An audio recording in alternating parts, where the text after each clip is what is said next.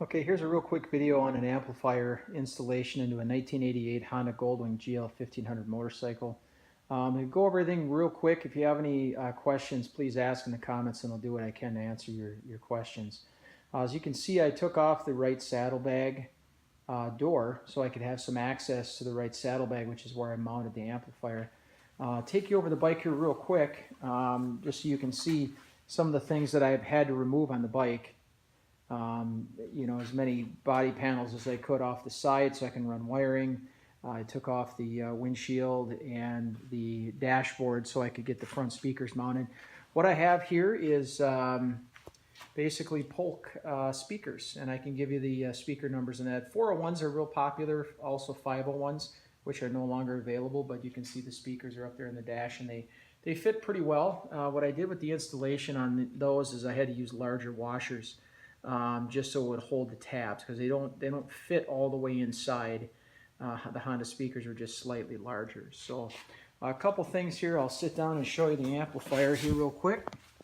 The amplifier is a KAC M1804. It's a 45 watt RMS per channel stereo amplifier, and the inputs are right there. Those are the RCA. So it has two sets of RCA inputs. I'll show you the wiring here, and I'll walk you back with the wiring. So this comes off the regular radio. You have power, your switch lead, and all of your outputs come off of this main line. And that runs right down here inside the same hole that the air compressor line comes out of. I didn't have to drill anything else in addition to that. The other line that comes in here that follows along, this is the RCA inputs. I'll get out of the way of the light there. This is RCA inputs that come off of these right here. These are the line output converters. These came from Best Buy. So basically what I did was I ran my stock speakers all the way back into the line converters right here in the back of the bike. That converts the high signal into a low signal through the RCAs to go into the amp, because the amplifier needs a low signal off of those RCAs. So the high level inputs from the speakers do not work directly into that. That amplifier does say you can wire it that way if you use the included wires. I tried it that way and it didn't work, so I don't know why that is, but most of the wiring here is right down here. A lot of this loom here and everything that I put in, all the wires are all hidden in there. This wire here basically came all the way down this wiring. Let me get out of the way of the light here. The wire and everything comes right through here. And what I did in this is the stock wires right here. I'll show you those. This is the stock wires that come off the bike. I just shoved them down through the hole and brought them down into the pocket. And I hooked into my wires, which lead directly back to the line output converters. So that's how I got the signal out of the radio. Believe it or not, I still have the fader control, which I'll show you on my stereo here. I still have the fader control right here.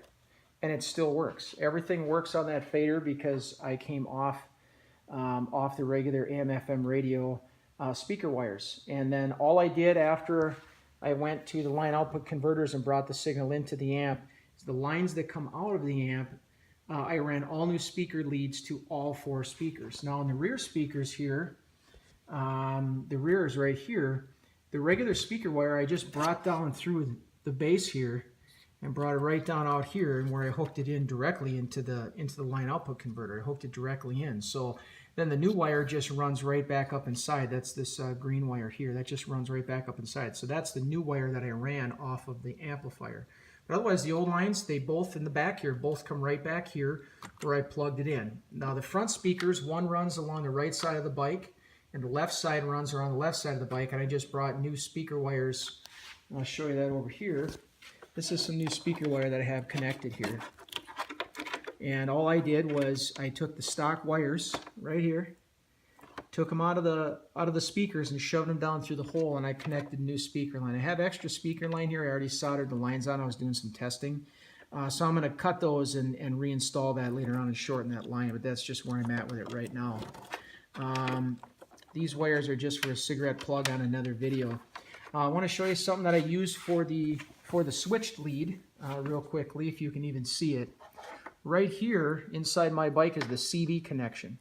I don't have a CB on my bike. So the switched accessory lead on a 1988 GL1500 for the CB is the green and black wire right here. And you can see I got a T connector from the auto parts store, and I just tapped into that. And this is the blue wire that runs to my amplifier. That's the switched lead.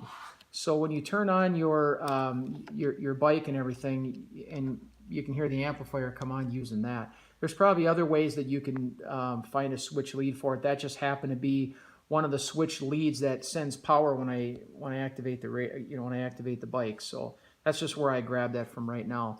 These three connectors here, the two whites, and there's a black down and underneath there, that is your fader control plugs, and you can take the fader out of the circuit if you want to do that. I just chose not to at this point. Otherwise, my wires just run right down through here in wiring loom, right down inside here. And had to run it on the outside here just for this little feed because I couldn't feed it underneath there. So all these extra wiring looms and things, these are all that new wiring. It's just all hidden in there. That's about all I have for you for right now. You know, everything works on the stereo.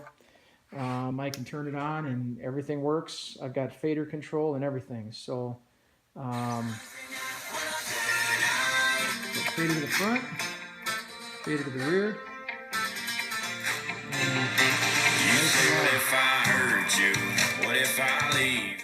So you can run it nice and loud using the amplifier, and that's kind of how I did the installation. Have any questions, go ahead and ask in the comments, and I'll do what I can to answer your questions. So thanks.